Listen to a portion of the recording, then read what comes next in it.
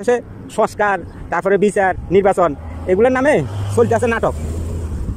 দুদিন আগে একটা গুঞ্জন বাইরেছে আমাদের প্রধান উপদেষ্টা ডক্টর ইউনূস পদত্যাগ করতে আছে। কেন পদত্যাগ করতেছে? বিএনপির আন্দোলনের চাপের কারণে। দেশে এই মানে পরিস্থিতি ভালো না, এই কারণে প্রধান উপদেষ্টা পদত্যাগ করতে আছে। আসলে সব কিছু হচ্ছে ভাতাবাজি, পদত্যাগ কিছু না, মানুষের ইমোশন করার জন্য এই নাটকগুলো সাজানো হয়েছে। এই নাটকগুলো সাজায় মানে বাংলাদেশের জনগণ থেকে ফায়দা নেওয়ার জন্য চেষ্টা করতেছে। তারা বলতেছে কি ডিসেম্বর থেকে জুনের মধ্যে নির্বাচন হবে, মানে 6 মাসের ভিতরে নির্বাচন হবে। 6 মাসের ভিতরে কোন সময়টা নির্বাচন হবে সেটা বলে না, মানে আগে থেকে এখন পর্যন্ত এটাই বলি ডিসেম্বর থেকে জুনের ভিতরে নির্বাচন। শেখ হাসিনা যেরকম মানে মনে করেন এক রোয়া কথাবার্তি ছিল, বর্তমান ডক্টর ইউনূসেরও এক রোয়া কথাবার্তি, মানে সে যা বলবো তাই। ওই তার যে ফ্যাসুসিপ বলেছিল ডক্টর ইউনূসের কথাবার্তি লস্কর হয় না, সে এক কথার মানুষ, যা বলে তাই করে। সে বলেছিল ডিসেম্বর থেকে জুনের ভিতরে নির্বাচন হবে, জুনের থেকে একদিনও আবার হবে না। আসলে ক্ষমতায় যারা যায়, ক্ষমতার স্বাদ যদি একবার ফাইজা করে তো ওই আর ক্ষমতা চাইতে চায় না, অনেক নাটক করিল ক্ষমতার মধ্যে টিকে থাকতে চায়। আসলে এই দুনিয়াতে মানুষের মুখে যা বলে কাজে তা করে না, মুখে যা বলে কাজে যদি তাই করতো তাহলে আর দেশের এই কন্ডিশন হতো না।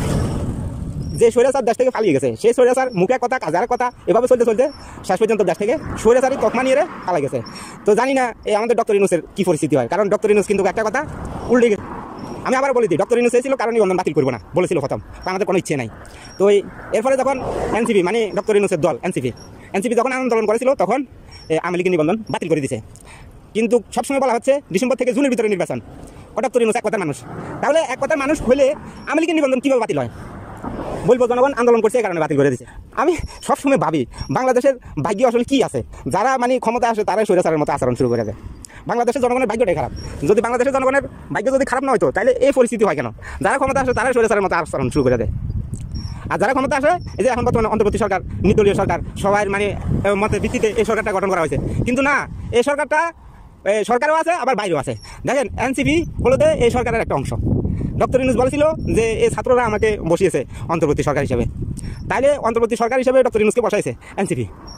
তো এনসিপির প্রতি ডক্টর ইউনূসের দুর্বলতা আছে। এই দুর্বলতা থাকার কারণে এনসিপি যা বলতে আছে তা ডক্টর ইউনূস মানি নিতে আছে, মানি নিয়ে দেশের ভিতরে একটা অরাজকতা সৃষ্টি করতে আছে। যে কয়েকদিন তাদের নাটক শুরু করে দেয় যে পদত্যাগ করতে আছে। চিন্তা করেন, এই যে আওয়ামী লীগের নিবন্ধন বাতিল হয়েছে, সে বিভিন্ন টকশোতে বলেছে, বিভিন্ন মিডিয়াতে বলেছে, বিদেশি মিডিয়াতে বলছে যে আমরা কারোর নিবন্ধন বাতিল করার জন্য আমাদের সেই ইচ্ছা নাই। এই কথাগুলো বলেছিল ডক্টর ইউনূসে যে আমরা কারোর নিবন্ধন বাতিল করার আমাদের সেই ইচ্ছা নাই। তাহলে এখন কথা হলো আওয়ামী লীগের নিবন্ধন কেন বাতিল হলো? আর ডক্টর ইউনূস এক কথা মানুষ, ডিসেম্বর থেকে জুনের মধ্যে নির্বাচন হবো, তাহলে এই কথা মানুষে কীভাবে বিশ্বাস করবো? আমার পয়েন্ট হয়েছে সেখানে, কীভাবে মানুষ বিশ্বাস করবো যে ডক্টর ইউনূস ডিসেম্বর থেকে জুনের মধ্যে নির্বাচন দিব? যে ডক্টর ইউনূস এনসিপি আন্দোলন করার কারণে আওয়ামী লীগের নিবন্ধন বাতিল করে দিছে। ডক্টর ইউনূস বলেছিল আমরা কারোর নিবন্ধন বাতিল করতে চাই না, সবাই নির্বাচনে পার্টিসিপেট করবো। বিএনপি নির্বাচনের কথা বললে উপদেষ্টাকে গার মধ্যে জ্বালা ধরে যাবে। বিচার চায় না, সংস্কার চায় না, শুধু নির্বাচন করে বিএনপি। এই সংকট থেকে কীভাবে উত্তোলন করা যায়, এই সংকট কীভাবে সমাধান করা যায়, বিএনপিকে ডেকেছে, আজ আমাকে ডেকেছে, এনসিপিকে ডেকেছে। তো বিএনপিও গেছে ডক্টর ইউনূসের কাছে যে পরামর্শ দেওয়ার জন্য বা কীভাবে কী করা যায়। ডক্টর ইউনূসকে বলেছে যে যত দ্রুত নির্বাচন দেওয়া যায় অতই দেশের জন্য মঙ্গল, ডিসেম্বরের ভিতরে নির্বাচন করার জন্য বিএনপি বলেছে। আর জামাতে বলেছে আমরা কোনো বাধ্য করতে চাই না, সময় মতো নির্বাচন হবে। এনসিপি বলছে সংস্কার বিচার তারপরে নির্বাচন, এগুলো শেষ করার পরে নির্বাচন দিতে হবে। সংস্কার বিচার এগুলো শেষ করি তারপরে নির্বাচন দিতে হবে। এটা 100 বছর লাগলে 100 বছর হবে, 200 বছর লাগলে 200 বছর হবে। আগে বিচার সংস্কার এরপরে নির্বাচন এনসিপি বলিয়েছে। তো আসলে এনসিপি যা বলে ডক্টর ইউনূসও তাই করে। এনসিপি আসলে সরকারের একটা অংশ। মানুষ এক কথা বলে, মুখ এক কথা বলে। তো ডক্টর ইউনূসেরও সেই অবস্থা। মনে করেন এই যে বলছিল কারণ নিবন্ধন বাতিল করতে চায় না, কিন্তু আওয়ামী লীগের নিবন্ধন বাতিল করে দিছে। আবার ডক্টর ইউনূসের ফ্যাসুসিপে বলছে ডক্টর ইউনূস এক কথা মানুষ, তাহলে এক কথা মানুষ হলে এখন সুন্দরের মুখের ফোন কেন বানাইলো যে আওয়ামী লীগের নিবন্ধন বাতিল করে দিল? এখন আবার নির্বাচন যে বলবো বা হইতো না, এটার কি গ্যারান্টি? সেই সময় তো সুন্দরের মুখ বানালাইতে হবে, মুখের ফোন বানালাইতে হবে। কারণ হচ্ছে যে ডক্টর ইউনূস আসলে এক কথা মানুষ না, কেমন এক কথা মানুষ হলো? আওয়ামী লীগের নিবন্ধন বাতিল করে দিল এই যে এনসিপি আন্দোলন করার কারণে। সুন্দরের মুখ বানাবো, মুখের ফোন বানাবো, এভাবে।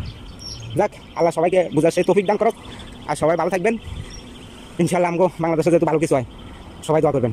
আসসালামু আলাইকুম রহমতুল্লাহি ওয়া বারাকাতুহু।